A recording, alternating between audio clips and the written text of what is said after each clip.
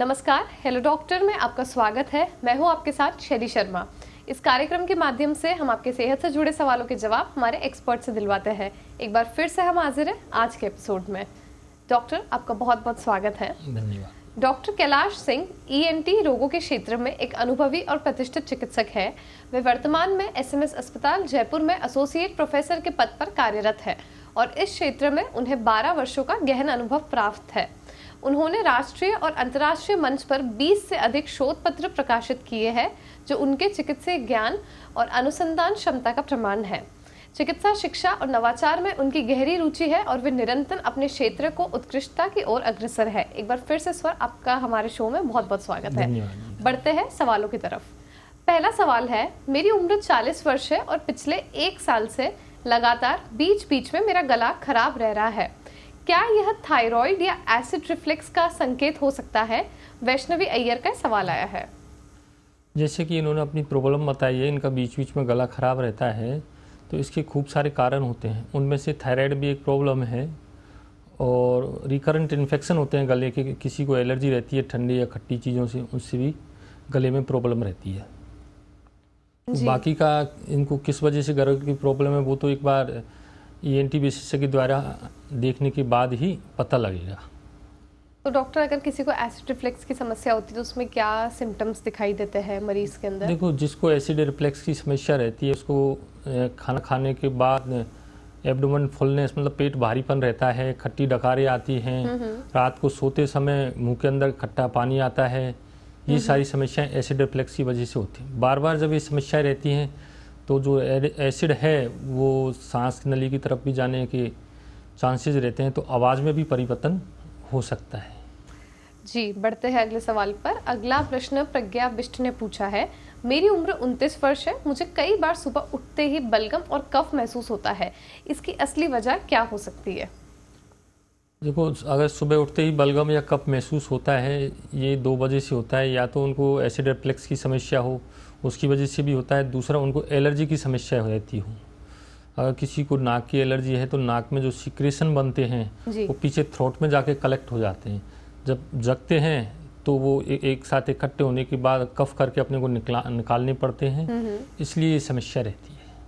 जी doctor, कई बार लोगों के कफ में ब्लैक म्यूकस होता है, रेड म्यूकस भी आता है, तो उसका क्या कारण होता है? उसके कारण अपने ब्लीडिंग है। अगर किसी को नोज से कोई ब्लीडिंग है तो उसके चला जाए, या मुंह से कोई ब्लीडिंग है तो उसकी वजह से ब्लड के क्लॉट इकट्ठे हो जाते हैं। ब्लैक कलर के वो हो जाते हैं तो इसका मतलब पेट से आ रहा है, निकल के एसिड के साथ मिक्स होके आ रहा है। अच्छा, इसलिए वो ब्लैक कलर का म्यूकस जो कफ में आता है। हाँ, ब्लैक कलर का इसलिए आता है। जी, अगला प्रश्न अर्जुन पटेल ने पूछा है, अगर किसी को कान में अक्सर खुजली या फफूंदी की शिकायत रहती है तो उसका सही इलाज क्या है? अगर किसी को कान में बार बार खुजली की ज़्यादा समस्या रहती है तो 2 वजह होते हैं। या तो कोई इन्फेक्शन हो, फंगस लग जाए, या ये अधिकांशतः बारिशों के मौसम में होता है जब मौसम में नमी रहती है, तो उसके लिए तो तुमको प्रॉपर ट्रीटमेंट लेना पड़ता है, ईयरिंग क्लीनिंग करानी पड़ती है। दूसरी समस्या अधिकांश लोगों में जो रहती है कान में खुजली के लिए, वो रहती है ज़्यादा कान सफाई करने से।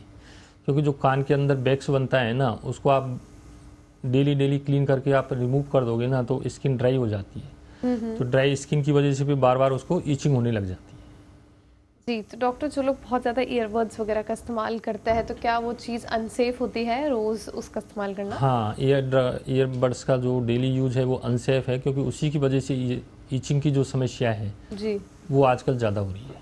जी, और कई बार लोग ये भी शिकायत करते हैं कि अगर कोई एक ही करवट में लगातार सोता है या फिर एक ही डायरेक्शन रहता है तो कान में ऐसा लगता है कि उठने के बाद कान सुन्न हो गया है या सुनाई नहीं दे रहा है जब एक एक करवट आप लेते हो, तो क्या वो सामान्य होता है या वो किसी बीमारी का संकेत हो सकता है? नहीं, वो सामान्य चीज है। वो कान का प्रेशर की वजह से हो जाता है, वो कोई बीमारी की वजह से नहीं है। अच्छा, मतलब नेचुरल, अगर आप जिस पोज में सो रहे हो, अगर आप एक ही करवट में पूरी रात सोते रहे तो आपको कान में वैसे भी ऐसा लगेगा कि वो झंझनाहट हो रही है, आपको सुनाई नहीं दे रहा है। वो कोई बीमारी की वजह से नहीं होता है। जी बिल्कुल। बढ़ते हैं अगले सवाल पर। मुझे पिछले 6 महीनों से बार बार नाक बंद रहना, छींके आना और सांस लेने में दिक्कत हो रही है। दवाइयाँ भी अब असर नहीं करती हैं। क्या ये एलर्जी है या साइनस है? कनिका गुप्ता का ये सवाल आया है। जैसे ये बता रहे हैं, समस्या एलर्जी और साइनस दोनों की ही है। अगर बार बार छींकें आ रही हैं, नाक से पानी आता है, खुजली चलती है, तो ये लक्षण एलर्जी के हैं। लेकिन लंबे समय तक अगर एलर्जी रहती है तो धीरे धीरे करके अंदर नाक के अंदर मांस बढ़ जाता है साइनस के अंदर, जिसको साइनस की समस्या सामान्य भाषा में बोलते हैं। तो शुरू में तो सांस लेने में इतनी समस्या नहीं आती है, लेकिन लंबे समय तक वो रहती है तो साइनस ब्लॉकेज हो जाते हैं, जिसकी वजह से हवा का जो रास्ता है वो बंद हो जाता है, तो सांस लेने में दिक्कत आती है। जी, और डॉक्टर साइनस की शुरुआत कैसे होती है? क्या ये सामान्य सर्दी जुकाम जैसा ही होता है जो आगे जाके साइनस का रूप लेता है, या इसका और कोई कारण होता है? नहीं, साइनस क्या है, जो अपने चेहरे की हड्डियां हैं, जो अंदर से खोखली हैं, जो स्पेस है, उसी को साइनस बोलते हैं। अच्छा। अब इसके कारण अलग अलग है। इन्फेक्शन की वजह से भी हो जाता है, कोई बैक्टीरिया का इन्फेक्शन हो जाए तो उसकी वजह से भी हो जाता है, या सर्दी जुकाम होती है उससे में भी पानी इकट्ठा हो जाता है, वो भी एक तरह की साइनस की समस्या है। लेकिन जिनको एलर्जी रहती है, उनको बार बार लगातार ही सर्दी जुकाम रहती है, तो उसकी वजह से साइनस की समस्या थोड़ी ज़्यादा हो जाती है। जी, और डॉक्टर इसमें क्या ऐसा होता है कि व्यक्ति को खुशबू भी सूंघने में नहीं आता है? बहुत सारे लोग बोलते हैं कि हमको कोई भी सुगंध दुर्गंध कुछ भी नहीं आता है जब से हमको साइनस हुआ है, तो उसके पीछे क्या कारण होता है? देखो, अपने सुगंध तभी आएगी जब अपने के जो पार्टिकल्स हैं सुगंध वाले, वो एयर के थ्रू अपने जो सुगंध के सेंसेशन है वहाँ तक पहुँचे। जी। लेकिन अगर किसी को सर्दी जुकाम है या एलर्जी की समस्या है, तो उसकी वजह से जो घ्राणेंद्रियाँ हैं उन पे सूजन आ जाती है, तो वो उसकी वजह से भी परसेप्शन नहीं कर पाते हैं, तो इसलिए अपने को स्मेल में प्रॉब्लम आती है।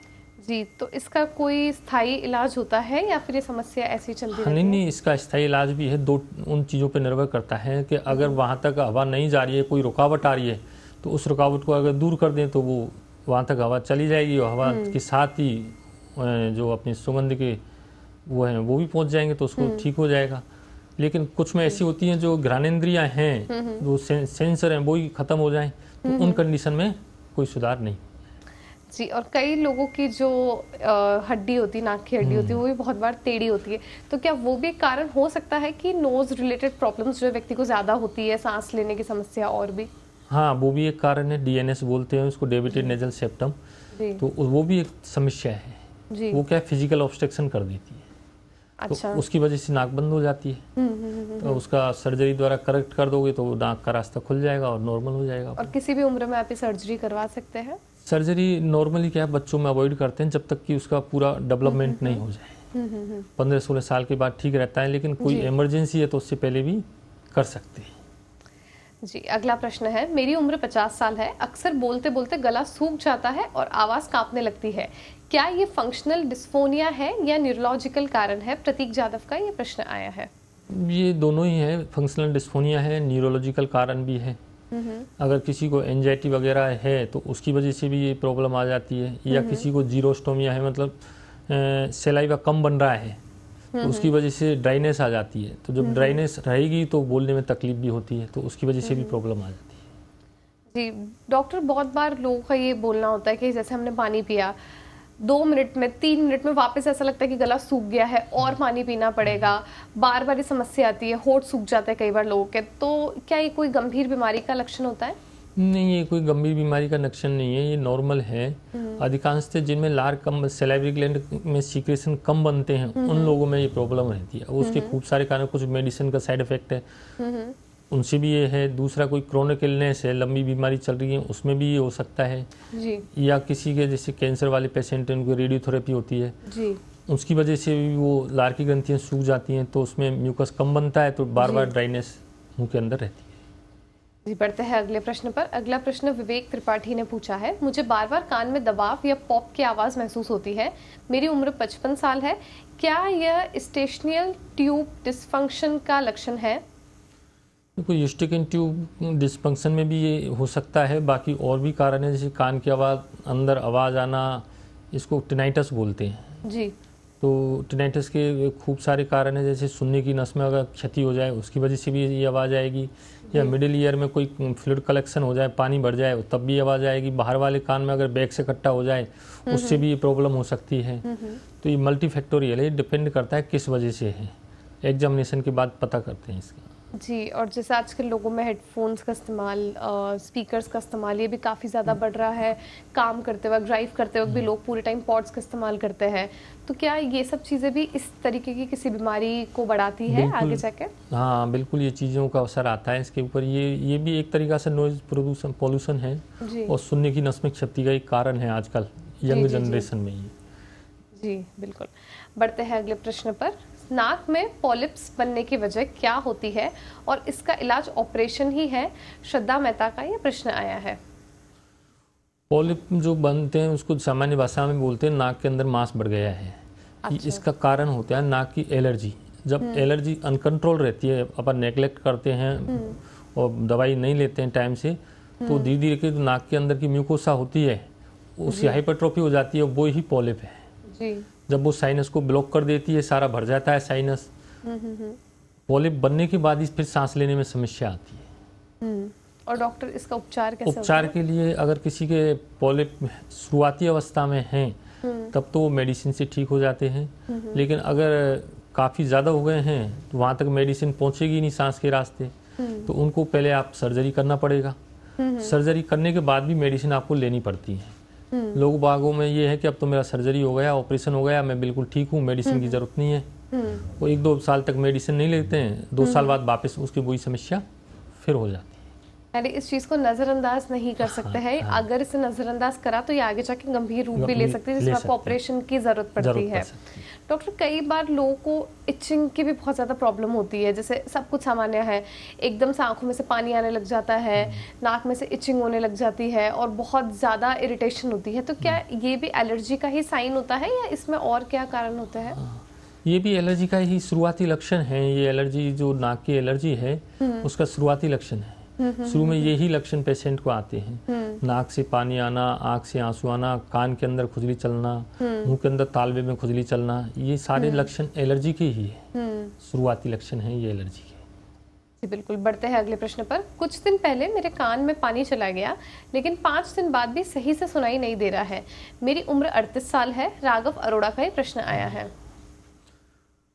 कान के अंदर पानी जाने से अगर किसी को बंद कान लग रहा है, फुलनेस महसूस हो रही है, तो इसका कारण है उसके थोड़ा वैक्स रहा होगा कान के अंदर। जैसे ही वो पानी जाता है वैक्स सॉफ्ट होकर ब्लॉक कर देता है कान को फूल के, तो उसकी वजह से उसका कान ब्लॉक हो जाता है, तो उसको भारीपन कान में लगता है, उस कान से सुनाई नहीं देता है। और उसके उपचार के लिए उसको क्या है, ईयर क्लीन कराना पड़ेगा। जब वो वैक्स निकलेगा तो उसको नॉर्मल सुनाई देने लग जाएगा। बारिशों के मौसम में ये सामान्य समस्या है। जी डॉक्टर, कान एक ऐसा बोलते हैं कि बहुत सेंसिटिव एरिया होता है शरीर का, तो अगर कुछ ऑपरेशन करवाना होता है तो क्या उसकी कोई आयु फिक्स होती है कि आपको इसी उम्र में कान का ऑपरेशन लेना है या आप कभी भी करवा सकते हैं? नहीं, कान का ऑपरेशन बीमारी के ऊपर निर्भर करता है कौन सी बीमारी है, तो उसी हिसाब से एज कोई ऐसा फिक्स नहीं है कान के लिए।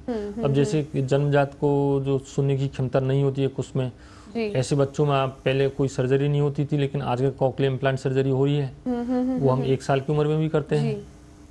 बचपन से ही इसका इलाज शुरू हो सकता है और इसके कोई साइड इफेक्ट्स? इम्प्लांट का तो ऐसा है, आप जितनी जल्दी करवाओगे तो उतने अच्छे रिजल्ट हैं। अच्छा। और आप लेट करोगे तो फिर रिजल्ट भी नहीं है। और इस सर्जरी से क्या फायदा मिलता है बच्चों को? इस सर्जरी से जैसे डीफ एंड म्यूट बच्चे होते हैं जो उनमें सुनने की क्षमता बिल्कुल ही नहीं होती है जी, तो जो बच्चे सुनते नहीं है वो बोल भी नहीं पाते हैं क्योंकि उनका लैंग्वेज सेंटर वाला भी डेवलपमेंट नहीं होगा। तो ऐसे बच्चों में कान का जो इनर ईयर है वो डैमेज हो जाता है किसी वजह से, तो उसकी जगह इम्प्लांट लग जाता है। तो इम्प्लांट क्या करता है, वो साउंड को इनर ईयर तक पहुंचाता है, वहाँ से वो कन्वर्ट होके ब्रेन तक पहुंचती है, तो वो बच्चा सुनने लग जाता है फिर। अच्छा, और इसका कोई साइड इफेक्ट्स वगैरह भी नहीं होते हैं? नहीं, ऐसा कोई साइड इफेक्ट नहीं है। जी बिल्कुल। डॉक्टर, बहुत बार ना लोगों को ईयर ड्रॉप्स डालने की आदत होती है, थोड़ा भी कुछ हुआ ईयर ड्रॉप्स डाल दिया, तो क्या ईयर ड्रॉप्स का इस्तेमाल करना भी सुरक्षित होता है या भविष्य में जाकर वो किसी बीमारी को रूप दे सकता है? नहीं, ऐसा कोई बीमारी का रूप तो नहीं देगा, लेकिन डिपेंड करता है कान में प्रॉब्लम क्या है। ईयर ड्रॉप भी सारी एक जैसी नहीं आती हैं, उसमें साल्ट अलग अलग, मेडिसिन अलग अलग रहती है। अगर किसी को बैक्स की प्रॉब्लम है तो उसके लिए ईयर ड्रॉप अलग है जी। सिम्टम तो लगभग वही लगेंगे। अगर किसी के बैक से तो उसको भी पेन होगा, अगर इन्फेक्शन है तो उसको भी पेन ही होगा, लेकिन बीमारी अलग अलग है और दोनों की दवाई भी अलग अलग है फिर जी बिल्कुल। अगर किसी का कान के पर्दे में छेद है और वो बैक्स की ड्रॉप डाल रहा है तो वो मिडिल ईयर में जाके नुकसान करेगी। जी बिल्कुल। और कई बार कान से जो अचानक खून आने की समस्या होती है उसको भी बहुत सारे लोग नज़रअंदाज कर देते हैं, तो वो किस कारण से होता है? कान में खून आने के अलग अलग कारण हैं। देखो, जैसे इनर में आउटर ईयर होता है, बाह्य कर्ण, उसमें कोई चोट लग जाए तो भी खून आ सकता है, या कान साफ करते समय कोई खरोंच आ जाए तो भी खून आ सकता है, या कोई फुंसी वगैरह हो जाए, इन्फेक्शन हो जाए ओटाइटिस एक्सटर्ना, उसमें भी खून आ जाता है। अच्छा। हाँ। और मिडिल ईयर की कोई डिजीज है जिसमें लंबे समय तक कान के पर्दे के अंदर छेद, बार बार कान बहता है, दी दी करके उसमें हड्डियां गलने लग जाती है, मांस बढ़ने लग जाता है, तो भी खून आता है। या ओल्ड एज में जाके किसी का कोई कान का कैंसर है, उसमें भी खून आएगा। जी बिल्कुल। यानी ये सारे लक्षण जो है वो किसी न किसी बीमारी की तरफ ही संकेत करते हैं कि सामान्य नहीं है। हाँ, अगर किसी को कान में से खून की समस्या हो रही है और वो इस चीज़ को नज़रअंदाज कर रहा है तो आगे जाके ये ईयर कैंसर का भी रूप ले सकता है, जैसा डॉक्टर ने बताया। बढ़ते हैं अगले प्रश्न पर। अगला प्रश्न हर्षल जोशी ने पूछा है, क्या लंबे समय तक एलर्जी की दवा खाने से नाक और गले की नेचुरल प्रतिरक्षा प्रणाली पर असर पड़ता है?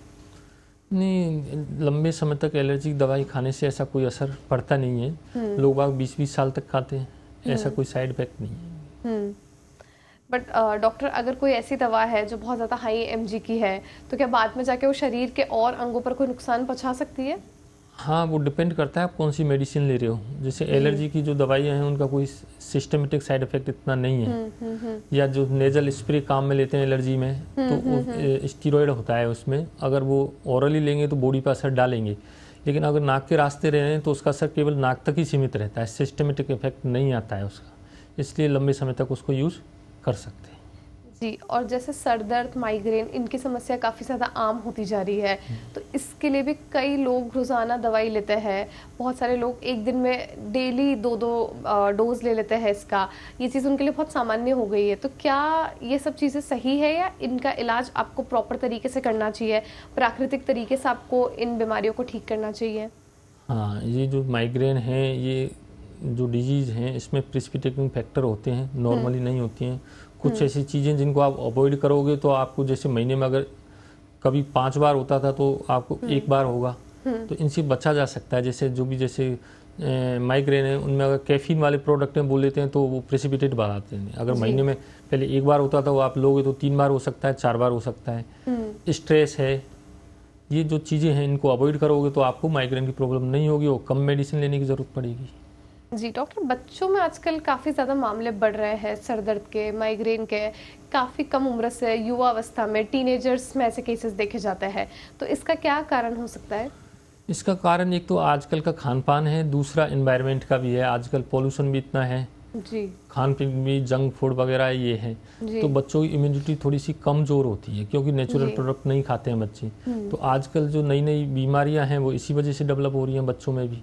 दूसरी क्या है कि लाइफ स्टाइल भी ऐसी है, सेनेटरी लाइफ स्टाइल है, फिजिकल वर्क नहीं करते, वर्कआउट्स कम करते, बाहर खेलने का है वो है, तो उसकी वजह से क्या है कि बॉडी की इम्यूनिटी पूरी डेवलप नहीं हो पाती है, तो इसलिए ये समस्याएं थोड़ी सी बढ़ गई है। जी बिल्कुल।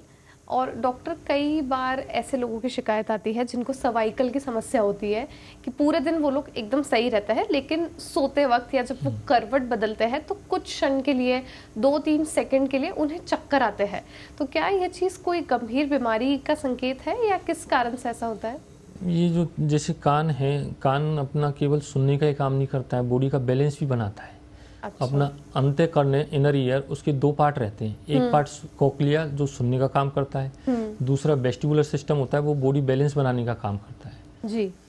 तो जो ये पोजीशन के साथ अगर चक्कर आते हैं, करवट बदलते हुए या बिस्तर से खड़े होते हैं, कुछ सेकंड एक झटका सा आएगा और बहुत तेज आता है वो। जी, तो वो कान की वजह से होता है। कान में जो बैलेंस बनाने वाले पार्टिकल्स हैं वो अपनी पोजीशन से अगर डिस्टर्ब हो जाएं, जो नेचुरल पोजीशन है उनकी, तब वो समस्या होती है। तब वो स्पेसिफिक एंगल पे जैसे ही वो पहुंचेंगे, उनका मूवमेंट होगा फ्लड के अंदर और तब चक्कर आएंगे। अगर वो कुछ समय के लिए स्थिर हो जाएगा, मूवमेंट रुक जाएगी, तो वो चक्कर गायब हो जाएंगे। जी। और हाँ जी, इनको बोलते हैं benign positional vertigo. Brain positional vertigo. Vertigo. जी बिल्कुल। और इसका उपचार कैसे किया जाता है इस समस्या का? इसका उपचार एक एक्सरसाइज होती है, रिहेबिलिटेशन एक्सरसाइज बोलते हैं उसको। तो वो करनी पड़ती है। उसके आधार पर जो कर्ण बांस में नॉर्मल पोजीशन से डिस्प्लेस हो गए हैं, उस एक्सरसाइज के थ्रू वापस उनको अपनी नॉर्मल जगह पे पहुंचाया जाता है, तब जाके वो ठीक होते हैं। जी, और ये समस्या किसी भी उम्र में हो सकती है, ज़रूरी नहीं है। अब तो ऐसा देखा जाता है कि कई बुजुर्गों में होने वाली समस्या युवाओं में अभी से दिखने लगती है। सर्वाइकल कैंसर हो गया, थायराइड की प्रॉब्लम तो बहुत ज़्यादा आम होती जा रही है, खास तौर पर महिलाओं में समस्या बहुत देखी जाती है। तो ये जो वर्टिगो वाली जो प्रॉब्लम आप बता रहे हो, ये पहले नॉर्मली 50 के बाद होती थी, 50 साल के बाद जी। लेकिन आजकल जल्दी भी हो रही हैं। वो लाइफ स्टाइल उसका है, बाइक वगैरह इनका ज़्यादा यूज होना, ये अधिकांशतः क्या है, सिर में झटका लगने से होता है।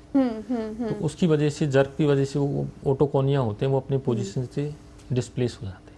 जी, और डॉक्टर आजकल कई ऐसी एलर्जीज देखी जाती है कि एक तो एलर्जी में नाक से पानी आना, आंखों से पानी आना, ये सब तो बहुत सामान्य है। बट कई लोगों की स्किन पे समस्या देखी जाती है। एलर्जी में उनको त्वचा संबंधी रोग हो जाता है, उनका पूरा चेहरा सूज जाता है, उनकी आंखों में काफ़ी ज़्यादा सूजन हो जाती है। कई बार इलाज भी लेते हैं, दवाइयाँ लेते हैं, फिर वो ठीक होता है, फिर वो समस्या वापस से आती है। तो इसका क्या मुख्य कारण हो सकता है और इसका स्थायी इलाज क्या होगा?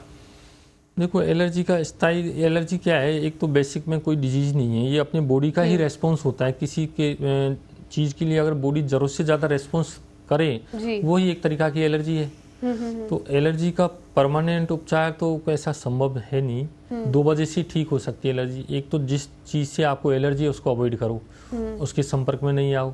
दूसरा क्या है कि बॉडी धीरे धीरे करके उसी माहौल में ढल जाए और उसको रेस्पॉन्स देना बंद कर दे। दो वजह से एलर्जी ठीक हो सकती है। तो लेकिन अब इसको कंट्रोल करना जरूरी है, नहीं तो धीरे धीरे करके ये आगे अस्थमा में कन्वर्ट हो जाती है। अच्छा। हाँ। तो ये है, आजकल इम्यूनोथेरेपी भी देते हैं। इम्यूनोथेरेपी में भी क्या है, जिस चीज़ से आपको एलर्जी है उसी की लो डोज दी जाती है बॉडी को उसी माहौल में डालने के लिए, ताकि बॉडी उस चीज से लड़ पाए, उसकी क्षमता बने। हाँ, उसके अडेप्ट हो जाए। इसी को इम्यूनोथेरेपी बोलते हैं। जी, जैसा आपने बताया इम्यूनोथेरेपी, तो ऐसी और भी कोई थेरेपीज आती है जो इस समस्या को थोड़ा सा ठीक कर सके, जिन लोगों को एलर्जी की बहुत प्रॉब्लम है? बाकी तो मेडिसिन ही है, मेडिसिन ही देते हैं। बाकी योग प्राणायाम वगैरह ये करते हैं, तो इसमें साइनस की एलर्जी वगैरह है उनसे काफ़ी रिलीफ मिलता है। जी बिल्कुल। और ये जो इम्यूनोथेरेपी का जो प्रोसेस होता है, ये कितने समय तक का होता है? ये डिपेंड करता है उनको एलर्जी कितनी है, उसके ऊपर आईजी लेवल कितना है, उसके ऊपर डिपेंड करता है कितनी चीज़ों से एलर्जी है। अच्छा जी बिल्कुल। बढ़ते हैं अगले प्रश्न पर। अगला प्रश्न सोनम देशमुख ने पूछा है, साइलेंट साइनस सिंड्रोम क्या होता है और ये अचानक चेहरे के आकार को कैसे प्रभावित कर सकता है? देखो, इस सिंड्रोम में चेहरे के आकार पे ज़्यादा फर्क पड़ता नहीं है, ये साइनस की ही दिक्कत है। तो जो इसके लक्षण हैं, ये अचानक कोई इन्फेक्शन वगैरह ये हो जाए तो साइनस की प्रॉब्लम हो जाती है। उसकी वजह से क्या है, पस वगैरह बन जाना, चेहरे पे पेन होना, सूजन आना, ये सारे लक्षण इसी के हैं। तो डॉक्टर, जो साइलेंट साइनस सिंड्रोम है और जो सामान्य साइनस होता है, इन दोनों के लक्षण में क्या अंतर होता है और इन दोनों बीमारी में क्या अंतर होता है? देखो, लक्षण जो नॉर्मल है साइनस, उसकी जो ड्यूरेशन है वो लंबा रहता है जी। अचानक ऐसा कुछ नहीं होता है उसमें जी। वो लंबे समय बाद धीरे धीरे, शुरू में ऐसा नहीं, शुरू में साइनस की दिक्कत हो जाए, पहले आपको एलर्जी की समस्या रहेगी, आप अगर उसी समय ट्रीटमेंट लोगे तो साइनस में कन्वर्ट नहीं होगी। अगर उसको नेग्लेक्ट करोगे तो धीरे धीरे जाके वो साइनस में जाके डेवलप होती है जी। ये बिल्कुल। और ये समस्या महिलाओं में मैंने देखा है बहुत ज़्यादा देखी जाती है, साइनस की समस्या। तो उसके पीछे और कोई कारण है? उसके पीछे कारण ऐसा खास नहीं है। इसमें दूसरा क्या है, जैसे महिलाएं अधिकतर क्या है, घर में काम करती हैं, डस्ट का काम ज़्यादा रहता है उनका, तो इसमें जो अधिकांशतः एलर्जी रहती है वो डस्ट पार्टिकल या इन चीज़ों से ही रहती है जी। तो वो ज़्यादा संपर्क में आती हैं, इसलिए वो एक्सपोजर ज़्यादा है, तो उसमें बीमारी भी ज़्यादा है। क्या आवाज़ की कॉर्ड पर नोड्यूल बनने से आवाज़ हमेशा के लिए बदल सकती है और क्या इसका इलाज सर्जरी के बिना हो सकता है? रीना मलिक का ये प्रश्न आया है। देखो, वोकल कॉर्ड पे नोड्यूल बनना ये क्या है, जो वॉइस एब्यूज़ होते हैं ना, उसकी वजह से होती है। जो ज़्यादा तेज़ बोलते हैं, जैसे एडवोकेट्स हैं या टीचर्स हैं, उनमें ज़्यादा ये समस्या रहती है। जब बोलते हैं तो दोनों वोकल कॉर्ड आपस में वाइब्रेट करते हैं और एक दूसरे से टकराते हैं, उस जगह पे नोड्यूल बन जाते हैं। अगर शुरुआती लक्षण हैं तो ये मेडिसिन से और स्पीच थेरेपी से ठीक हो जाते हैं। लेकिन ये अगर लंबे समय से हैं, नोड्यूल बड़े हो गए हैं, तो फिर उनको सर्जरी की ज़रूरत पड़ती है। सिंपल छोटी सी सर्जरी होती है, उनको MLS की सर्जरी का नाम है माइक्रोस्कोपिक लेरेंजियल सर्जरी, उसमें उस नोड्यूल को निकाल देते हैं, बस उसके बाद ठीक हो जाते हैं। जी बिल्कुल। डॉक्टर, बहुत बार लोगों की ऐसी शिकायत आती है कि बोलते बोलते एकदम से उनकी आवाज़ में भारीपन आने लग जाता है। वो कोशिश करते हैं लेकिन फिर भी वो भारीपन कम नहीं होता है, तो ये किस बीमारी का संकेत है?